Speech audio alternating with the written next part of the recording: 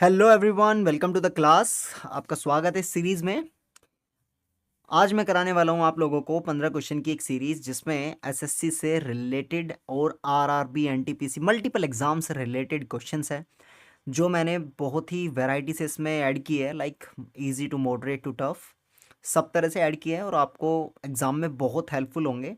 आपके थोड़े दिमाग के कपाट खुलेंगे कि क्वेश्चन इस तरह के भी होते हैं और ये एग्ज़ाम में आए हुए हैं। पिछले कई सालों में एग्ज़ाम में आए हुए क्वेश्चंस मैंने उठाए हैं, बहुत मेहनत करी है, मुझे बहुत दिन लग गए इसको करने में। ज़्यादा भी नहीं लगे, एक हफ्ता लगा है बस। आप एक बार क्लास देख लो और आई होप ये क्वेश्चंस आपको आपके लिए बहुत हेल्पफुल होंगे, आपके काम आएंगे, एग्ज़ाम में आपकी बहुत हेल्प करेंगे। तो चलिए बिना किसी देरी के क्लास स्टार्ट करते हैं। स्क्रीन पर पहला क्वेश्चन ये रहा।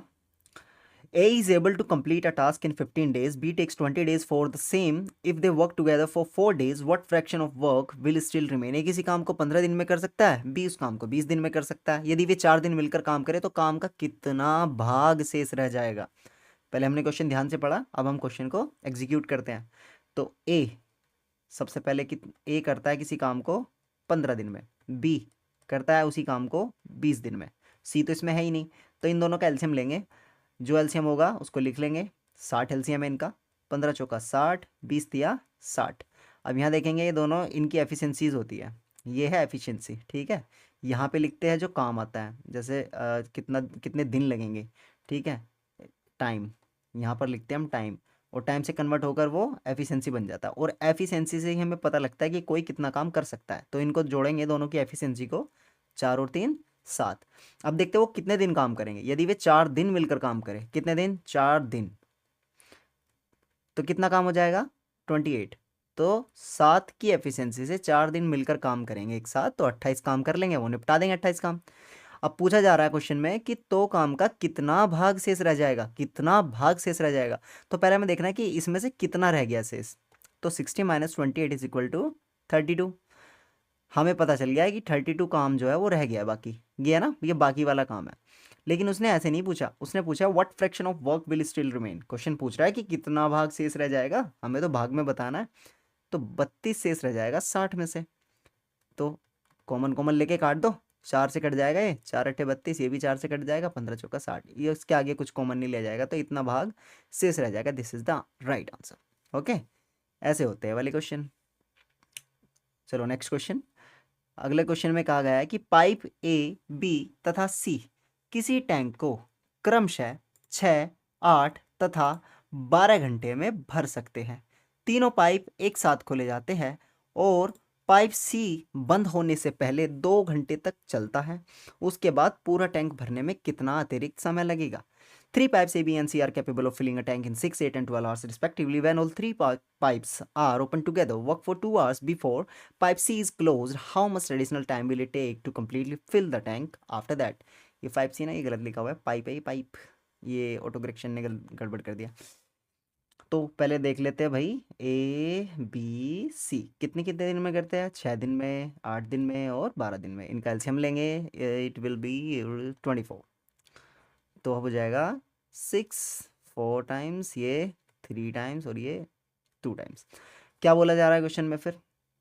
तीनों पाइप एक साथ खोले और पाइप सी बंद होने से पहले 2 घंटे तक चलते हैं। लो, पाइप के सी बंद होने से पहले, इसके बंद होने से पहले 2 घंटे तक चलते हैं, मतलब तीनों एक साथ चलते हैं। एफिशिएंसी कितनी है, 4 3 7, 7 2 9, ठीक है जी। और कितनी देर तक चलते हैं, 2 घंटे तक, 9 दूनी 18। इसका मतलब ये है कि 24 में से 18 तो फिल हो जाता है जब ये 2 घंटे एक साथ चलते हैं। दिस इज एफिशिएंसी अगेन, बता रहा हूँ मैं आपको, ये एफिशिएंसी होती है और ये टाइम होता है।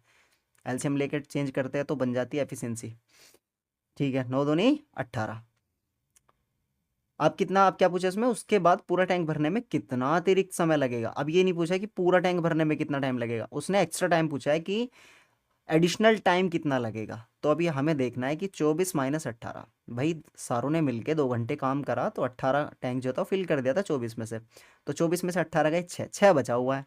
तो 6 को कौन भरेगा, 4 और 3 7 भरे, यानी कि ये 7 की एफिशिएंसी ए और बी भरेंगे क्योंकि सी तो बंद हो गया है 2 घंटे बाद। तो अब बचा है 4 और 3, ये एफिशिएंसी है ए और बी की, ये 7 की एफिशिएंसी है। 7 की एफिशिएंसी से इस खाली टैंक को भरना है, जो 6 यूनिट खाली है एक तरह से, तो 6/7 ये होगा एडिशनल टाइम।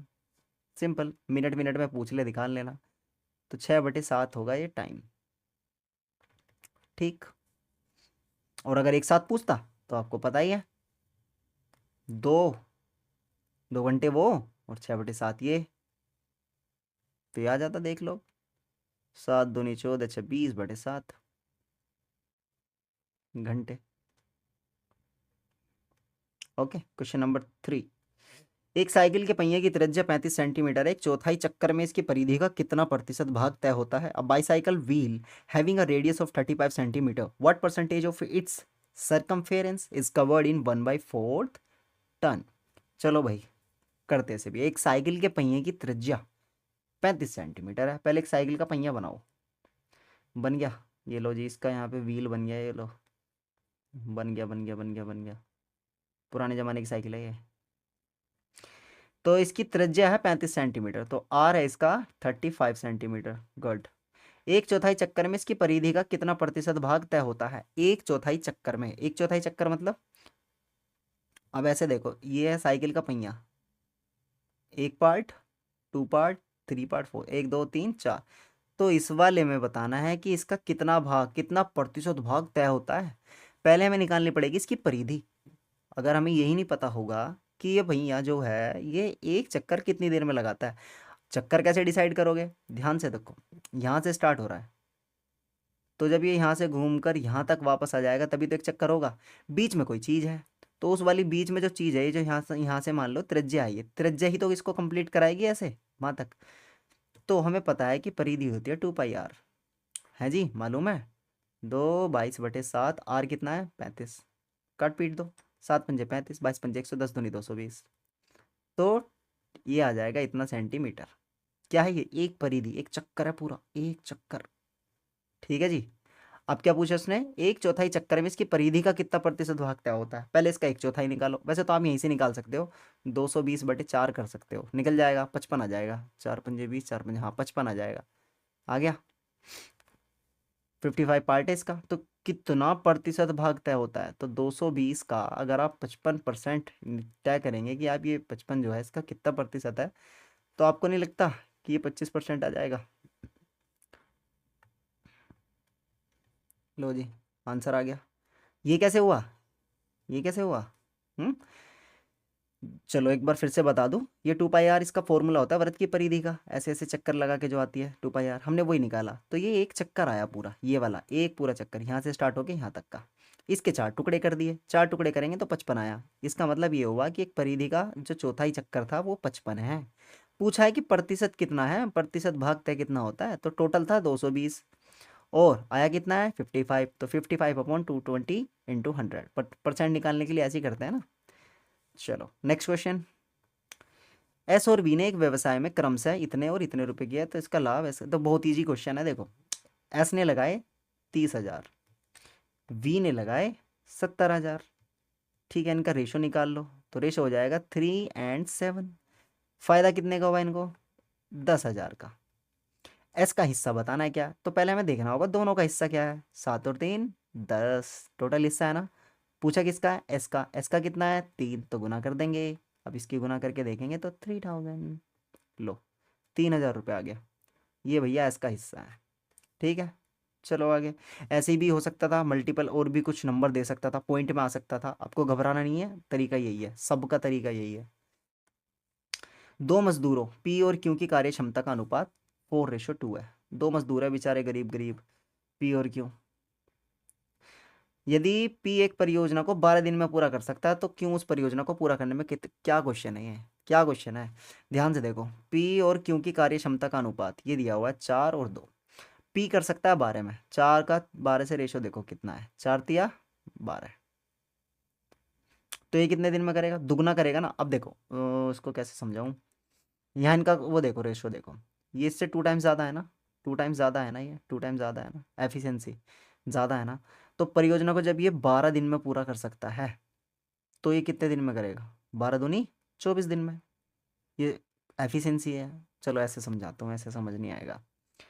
4 और 2 है इनका रेशो। अब देखो जो एफिशिएंसी है ये 4, पी करता है 12 दिन में किसी काम को पूरा, तो 12 चौक 48। अब ये जो 48 काम है टोटल काम आ गया है कि हाँ टोटल काम इतना है। तो इस टोटल काम को करने के लिए क्यों को कितना टाइम लगेगा, अब क्यों से इसको डिवाइड कर देंगे तो आ जाएगा 24। लेकिन एक चीज़ हमें साफ साफ दिख रही है यहाँ पे कि ये जो 4 है ये इस 2 का 2 गुना है। समझ रहे हो, ये एफिशिएंसी है, यानी कि ये 2 गुना तेजी से काम करेगा, ये 2 गुना धीमा काम करेगा। एम आई राइट? ये स्लो प्रोसेसर है, ये फास्ट प्रोसेसर है, ये बैक बेंचर है, ये फ्रंट बेंचर है। चलो खैर ऐसे नहीं बोलते, मैं भी बैक बेंचर ही था। तो उसी हिसाब से ये जो है ये जल्दी काम करेगा 2 गुना, और ये 2 गुना धीमा काम करेगा, तो इसीलिए इसका 12 था, इसका 24। आसान सा क्वेश्चन था।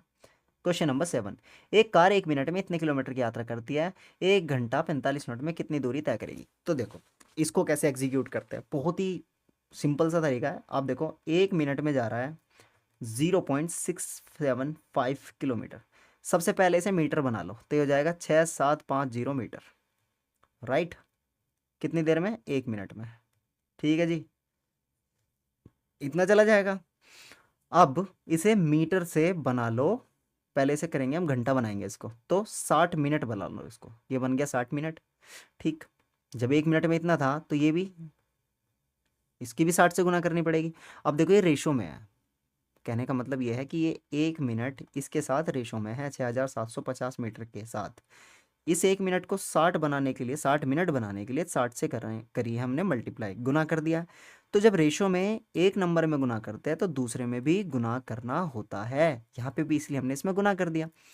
चलो गुना तो कर दिया हमने, आपको ये चीज़ें पढ़ा पुढ़ा गया, ठीक है जी। अब हम इसको नॉर्मल कर लेते हैं भाई, कर लो, वैसे करना चाहो कर लो, नहीं तो बताऊंगा मैं भी एक और तरीका। 2 जीरो है, इनको अलग रखो, अलग रखो इनको, 2 जीरो से हमें कोई मतलब नहीं, हमें इनसे मतलब है। 5 छंग 30, ठीक है, हासिल लगे 3, 7 छंग 42 और 3 45, हासिल लगे 4, 6 छंग 36 और 4 40। ओके जी, ये हो गया 1 घंटा। नाउ वी हैव 60 मिनट्स, और 60 मिनट्स में कितना जा रहा है ये 40, कितना है ये, इकाई दहाई सैकड़ा हज़ार 10,000, 4,05,000 मीटर। कह सकते हैं इसको 405 किलोमीटर, 40.5 किलोमीटर। गलती कर दिया मैंने कुछ, हम्म हाँ ये गलती थी, ये मीटर में है बस, ये जीरो नहीं लगेगा इसमें। तो 40.5 किलोमीटर 1 घंटे में जा रहा है, 40.5 किलोमीटर, ठीक, एम आई राइट।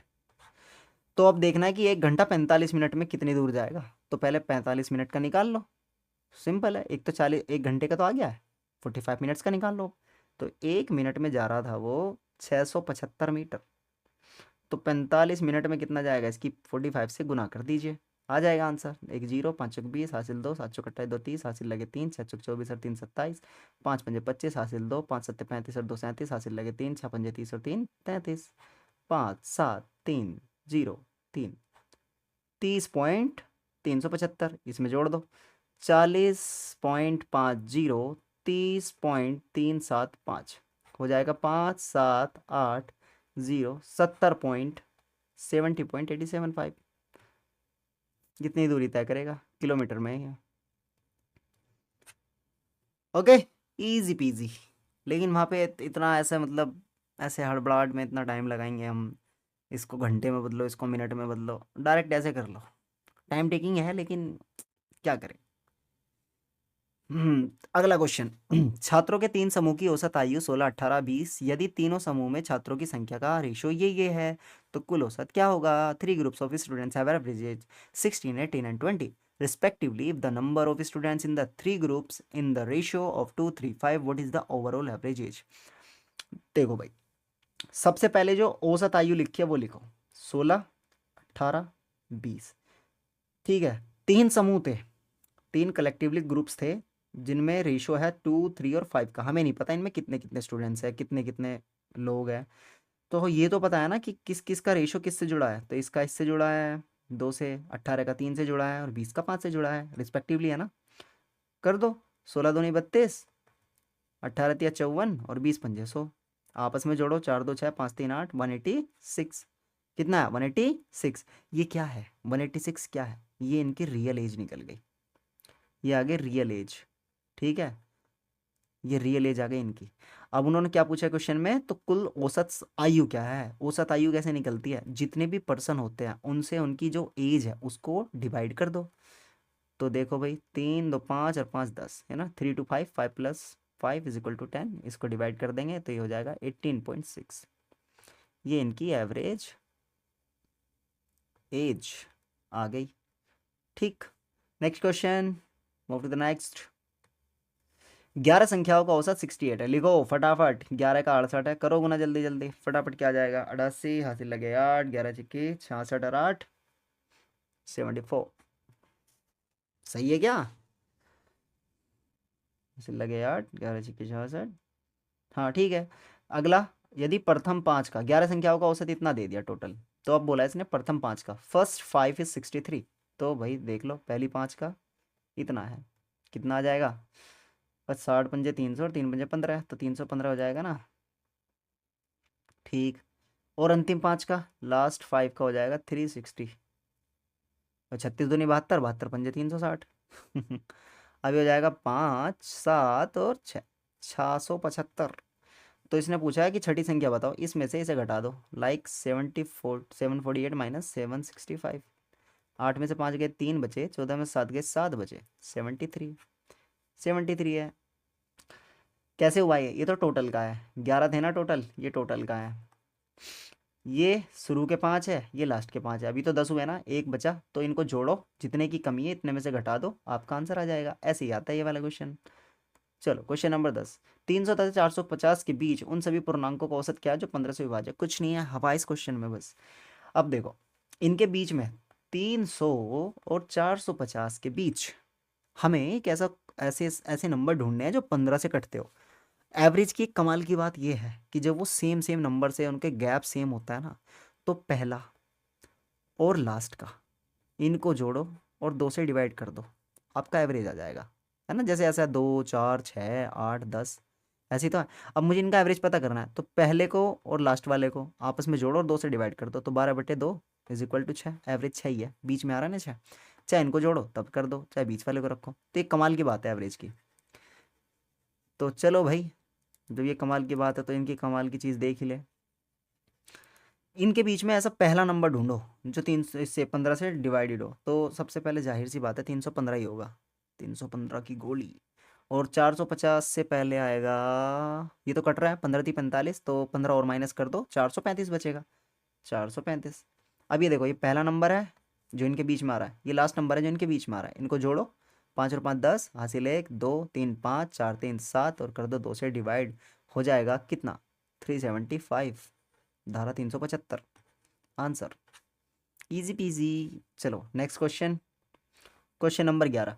एक फल विक्रेता लागत मूल्य पर 5% की हानि पर अमरूद बेचता है, लेकिन वास्तविक वजन से 10% कम वजन का उपयोग करता है। अच्छा, सबसे पहले इस वाले परसेंटेज को उठाएंगे। 5% की हानि, हानि है ना, कम करना है, पहले 5% को फ्रैक्शन में लिखेंगे। 5%, 5 पर, यह पर ये बोला गया मैंने, सेंट, सेंट मतलब 100, सेंचुरी वाला 100, इसलिए नीचे आ गया ये निब्बो। और ये हो जाएगा 1/20, तो 20 माइनस 1 बिकम्स 19। हानि ले, जब ये वाला जो नंबर है ना ऊपर, इसका मतलब ये है कि इतने ये टोटल नंबर्स हैं, इन टोटल नंबर में से इसको घटा देंगे तो वो आ जाएगी वैल्यू, जो भी है, जो भी सेलिंग प्राइस है या जो भी कुछ भी है, घट रहा है जुड़ रहा है, इसमें जोड़ेंगे ऊपर वाले में, प्रॉपर फ्रैक्शन बना के, जब ये कटना पुटना बंद हो जाए उसके बाद। तो 20 में से गया 19। कहने का तात्पर्य यह हुआ कि ये हो गया सीपी और ये हो गया एसपी। ओके, अब क्या बोल रहा है, लेकिन वास्तविक वजन से 10% कम वजन का उपयोग करता है। वाह बेटे वाह, चीटर है लड़का, चीटर। 10% कम वजन का प्रयोग करता है, समझ रहे हो? इसको भी फ्रैक्शन में लिखेंगे, कट जाएगा 1/10, 10% कम यानी कि 10 से 9। मतलब पैसे तो ले रहा है 10 के और बेच रहा है 9 पे, यानी कि 9 किलो पे बेच रहा है और पैसे ले रहा है 10 किलो के। तो ठीक है भाई, लिखना तो पड़ेगा, उल्टा उल्टा कर रहा है। यानी कि 9 पे तो उसने बेचा है, लेकिन पैसे ले रहा है कितने के? 10 के। भले ही उसने वहाँ पे उस पर हानि कर दी हो, लेकिन यहाँ बड़ा तेज बन रहा है लड़का, जाली में दुनिया। तो काटेंगे, 0 से 0 काट देंगे।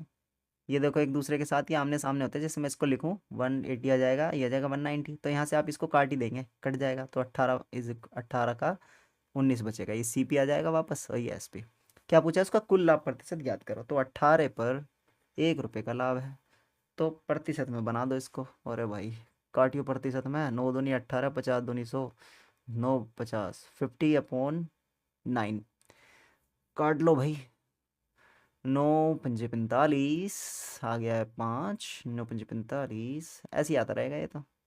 ठीक है, 9 सॉरी 5.55% इसका प्रॉफिट है। This is the profit. नहीं समझ आया तो बता देना, कमेंट कर देना, एक क्लास बना लूंगा। आई डोंट नो मेरी ऑडियंस कैसी है। 2400 में बेची गई वस्तु पर हुआ लाभ। The profit made on item sold for 2400 is equal to the loss incurred when it is sold for 1800। What will be the profit or loss percentage if the item is sold for 2000? 2400 में बेची गई वस्तु पर हुआ लाभ 1800 में बेचने पर हुई हानि के बराबर है। यदि वस्तु 2000 में बेची जाए तो लाभ या हानि प्रतिशत क्या होगा। देखो सिंपल सा फंडा एक बार बता दूंगा, याद रखना, कभी भी नहीं भूलोगे, बहुत ही आसान है, समझने का खेल था, आज समझा दूंगा। आपको ये पता है लाभ कब होता है, लाभ होता है जब एसपी में से सीपी जाता है। आपको पता है हानि कब होती है, जब सीपी में से एसपी जाता है ना। जब सीपी ज़्यादा हो तब होती है हानि, जब एसपी ज़्यादा हो तब होता है लाभ। जाहिर सी बात है, आपने जितने में खरीदा है उससे ज़्यादा का बेचते हो तो लाभ होगा, और अगर आपने ज़्यादा का खरीदा है और कम में बेच दिया तो हानि हो जाएगी। तो यहाँ देखो क्वेश्चन क्या बोल रहा है, 2400 में बेची गई, ये देखो इसने क्लियरली बोल दिया कि 2400 इसका एसपी है। तो 2400 में बेची गई वस्तु पर हुआ लाभ। अच्छा ये लाभ आ गया, लाभ किसके बराबर है भैया, बराबर तो है किसी चीज के। 1800 में बेचने पर हुई हानि, हानि कब होगी, हाँ कब होगी, जब सीपी में से एसपी चला जाएगा। तो बेचने पर फिर से सीपी दे दिया, बेचने पर, तो 1800 लिख दो, यहीं उड़ा दूंगा, हो जाएगा 2CP इज इक्वल टू, अब इसको यहाँ पे जाएंगे, इसको जोड़ देंगे, हो जाएगा 4200। Then CP is equal to 12100, ये हो जाएगा CP 2100। ठीक है जी, सीपी आ गया हमारे पास 2100। क्या पूछा उसने, यदि वस्तु 2000 में बेची जाए तो लाभ या हानि प्रतिशत क्या होगा। ये भी कोई बच्चों का क्वेश्चन बचा। अब लो जी, 2100 पर 2000 रुपये में बेची जा रही है, यानी कि 2100 माइनस 2000 बिकम्स 100, है ना। 100 रुपये की, हाँ 100 रुपये का लाभ है, तो लिखो भाई 100 रुपये यहाँ पे लिखो, काटो पाटो, 100 रुपये का ही तो लाभ है ना, पर प्रतिशत में निकालना है। तो यही काट दिया हमने, काट दिया, तो फिर से वही बचा 21, 100/21, ये आ गया इसका परसेंट। देख लो ये बचेगा 21 चौक 84, 21 पंजे 105 तो ज़्यादा हो जाएगा, तो बचेगा 16, 21 8 168, 21 7 147, और ये बचेगा 13, 21 6 126, 4.76% का ये लाभ होगा इसको। ठीक है, समझ में आया है कैसे हुआ है, समझ लेना एक बार, मैंने जो बताया वो आप ध्यान से समझ लेना एक बार, दोबारा नहीं बताऊंगा। 15,000 रुपये पर 2 साल 6 महीने के लिए 10%, अरे वाह क्या क्वेश्चन है, 10% प्रतिवर्ष की दर से वार्षिक संयोजित चक्रवृद्धि ब्याज ज्ञात करो। Find the compound interest on 15,000 at 10% per annum for 2 years 6 month compound annually. करते हैं भाई, बड़ा बढ़िया क्वेश्चन है। देखो इस क्वेश्चन को समझो पहले क्या बोल रहा है ये। इसने बोला कि 2 साल 6 महीने के लिए 10% की दर से वार्षिक संयोजित चक्रवृद्धि ब्याज क्या होगा। वार्षिक संयोजित यानी कि साल में संयोजित होता है, महीने दर महीने संयोजित नहीं होता। तो यहाँ पे लिखा हुआ है 2 साल 6 महीने, ये घुमा देगा, खोपड़ी हिला देगा ये। 2 साल, 2 साल का तो सीधा सीधा चक्रवृद्धि ब्याज निकलेगा। 6 महीने पे क्या कौन सा संयोजित हो रहा है ये, तो 6 महीने तक तो सिंपल चलेगा ना ये, लाइक सिंपल इंटरेस्ट टाइप चलेगा ना। तो पहले हम इसको करते हैं, तो सबसे पहले परसेंटेज उठा लो। 10% मीन्स 1/10, यानी कि 10 से 11, 10 से 11, 2 साल के लिए ना। तो ऐसे ही करते हैं, पहले परसेंटेज लिखते हैं, देखते हैं कि वो कितना बढ़ रहा है। तो 10 पे 1 बढ़ा, बन जाएगा 11, तो उसको हमने ऐसे लिख लिया 2 बार। जब भी चक्रवृद्धि ब्याज आता है उसको ऐसे ही लिखते हैं हम, 10 धाम 100, 11 11 121। लेकिन यहाँ ये आ जाता है हमारा प्रिंसिपल, और ये आ जाता है हमारा मिश्रधन। अब यहाँ पे देखो ये 15,000 है, ये 100 है, इसको इससे डिवाइड करेंगे तो 15,000 अपॉन 100, क्या निकालना है इसमें, कुछ भी निकाल लो, या तो ये निकाल लो, मिश्रधन निकाल लो, ब्याज निकाल लो। हम मिश्रधन निकाल लेते हैं। 121, इसको इससे उड़ा देंगे, उड़ा दिया, एक जीरो बची, लिख देंगे ऐसा ही। अब बचा हमारे पास 121 गुना 15, इसको करेंगे 1210, और ये हो जाएगा 500, 605, 5 एकम 5, 5 2 10 की 0, 5 एकम 5 और 1 6, तो हो जाएगा 5 1 8, 1815। कितना हो जाएगा ये, 1815। कहने का मीन्स ये हुआ कि 2 साल में जो चक्रवृद्धि ब्याज आया वो आ गया 1815, सॉरी मिश्रधन। क्या है ये, मिश्रधन। उसने ब्याज पूछा है क्वेश्चन ने, लेकिन अभी तो हमने मिश्रधन निकाला 2 साल का, है ना। अब बचा हमारा है 6 महीने का। 6 महीने का मैंने अभी आपको बताया, ये वार्षिक संयोजित होता है, इसलिए निकलेगा सिंपल इंटरेस्ट। ठीक है, क्या निकलेगा, सिंपल इंटरेस्ट। तो चलो भाई निकाल लेते एक मिनट इसमें कुछ, हाँ इसमें जीरो भी तो है। 18,150, तो ये हो जाएगा 18,150 पे 6 महीने के लिए, यानी कि 1/2। 6 महीने ऐसे ना कि 6/12, तो उसको मैंने 1/2 लिख दिया। 10%, 10/100, इसको हटाओ भाई, बराबर कर देंगे। अब जो भी है जैसे भी है, इसको इससे उड़ा देंगे, ख़त्म ख़त्म ख़त्म।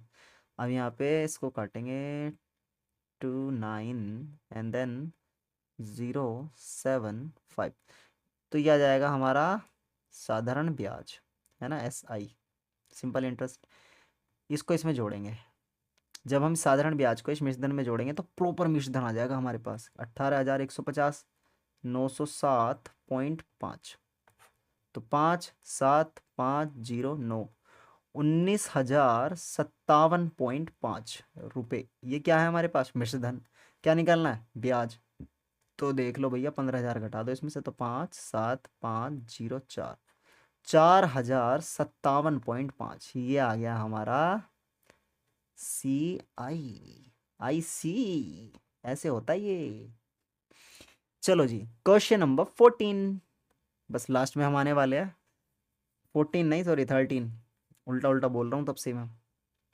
10 12 13 16 में से क्या घटाया जाए कि शेष संख्या। इसके दो तरीके हैं, देखो हमें इसको रेशो में बनाना है, इन चारों नंबर में से कुछ ना कुछ घटाना है हमें, और कुछ ना कुछ घटा के ही हमें इन्हें रेशो में बनाना है। तो सबसे पहले कि आप एलिमिनेट कर करके देखो, जैसे 10/12 है और 13/16, कुछ ना कुछ इसमें घटा पुटा के देखो कैसे कैसे हो सकता है। जैसे इसमें से एक घटाऊँ, इसमें से एक घटाऊँ, तो बचेगा 9/11, और ये बचेगा 12/15, तो ये कहीं से कहीं तक मुझे नहीं लगता कि कटेगा, तो ये नहीं हुआ, इसको हटा देंगे। फिर दो देखेंगे देखेंगे लगा के कि 2 से कटेगा क्या, तो 8/10, फिर देखेंगे इसमें 11 कितना बचेगा, 14, ये भी नहीं बैठ रहा कहीं भी। 3 देखेंगे, 3 से जा रहा है क्या, 7, 7/9, आगे 10/13, नहीं ये भी नहीं है, ये भी नहीं है। 4 में देखेंगे, 6, 6/8, ओके, और 4 गया 9, 9/12।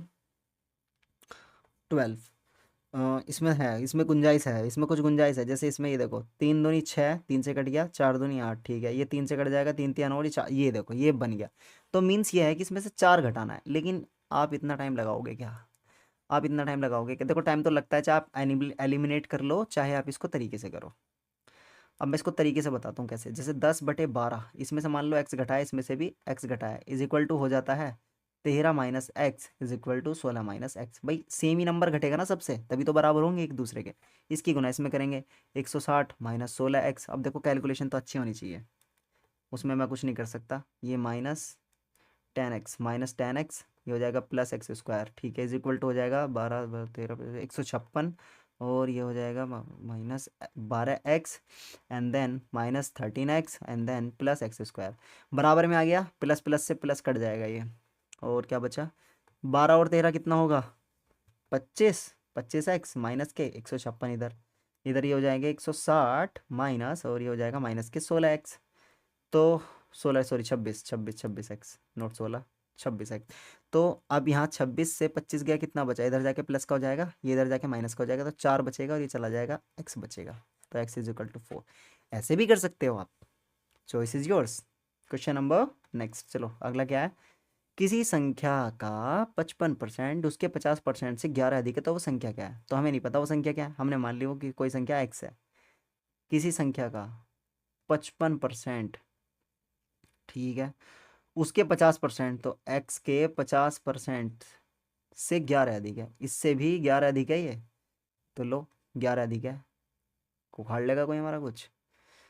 चलो तो भाई 11 अधिक है तो निपटाओ इसे फटाफट से हो जाएगा। पहले हम इसको देखो, इसको बराबर करेंगे पहले, ये एलसीएम टाइप का लग रहा ना, तो इसको बराबर करेंगे, तो इसको ऐसे ही रखो भाई, 55x/100 इज इक्वल टू, इसको इधर ले जाओ चाहे कुछ भी कर करके, जैसे भी यहाँ पे काट लो, 50 दूनी 100 तो हो जाएगा ये x/2 + 11 तो हो जाएगा x + 22/2, और ये इधर रहेगा 11 ये 11×5 = 55, 20×100 तो 11/20x। यहाँ से इससे उड़ा देगा, 10 टाइम उड़ा दिया इसने। अब ये जाएगा 11x is equal to 10x + 220, यहाँ जाएंगे तो हो जाएगा ये x इज इक्वल टू 220, तो x बराबर आ गया 220, तो वह संख्या है 220, मुझे लगा 420 थी। चलो लास्ट क्वेश्चन है हमारा ये। आई होप आपको समझ आ रहा होगा, मैं ज़्यादा तेज़ नहीं बोल रहा हूँ, वैसे भी आप 2x पे वीडियो देखते हैं, तो 90% को 350। अच्छा, इसमें भी एक फॉर्मूला है, याद रख लेना, जिसको हम कहते हैं बोर्ड मास, ठीक है ना, जिसमें पहले आता है bracket of divide multiply addition subtraction, ठीक है ना, यहाँ पे बार भी है भैया, बार बार, पहले बार फिर ब्रैकेट फिर ऑफ फिर डिवाइड फिर मल्टीप्लाई फिर डिवाइड फिर सब्सट्रैक्शन, ठीक है, ऐसे होता है ये। तो अब सबसे पहले देखना, बार तो किसी पे लगानी है, ऑफ देखते हैं, तो हम देख लेते हैं भाई 350 × 90/100, इससे इसको उड़ा देंगे, 9×5 = 45, बचे 4, 9×3 = 27 और 4 = 31, 315 बचा, ठीक है, माइनस 37 सही 1/2% ऑफ 150, तो इसको लिखेंगे हम, पहले हम इसको नॉर्मल बना लेते हैं, 7 दूनी 14, तो ये हो जाएगा, अरे कटना भाई, 75/200, ये आएगा इंटू 150, इस तरह से। एक जीरो से उड़ा देंगे इसको, 4×5 = 20, और इसको उड़ाएंगे 15×5 = 75, 15×15 = 225/4, ये ऐसा आ जाएगा, प्लस 13%, 500 का 13% प्लस लगा के 500 × 13/100 उड़ा देंगे, 13×5 = 65, ये बचा। अब इसकी इधर भी गुना होगी, इधर भी गुना होगी, करनी तो चाहिए। हाँ,